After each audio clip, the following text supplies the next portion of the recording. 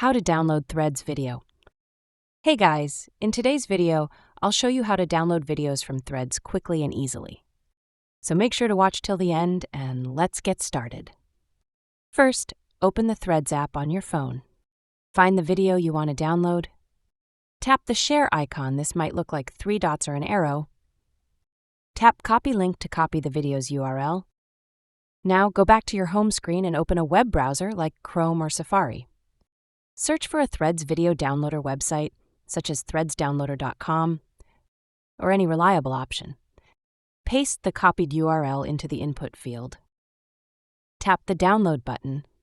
Wait for the website to process the video. Once the video is ready, tap Download again. The video will be saved to your Downloads folder or gallery. And that's it. Now you know how to download Threads videos easily.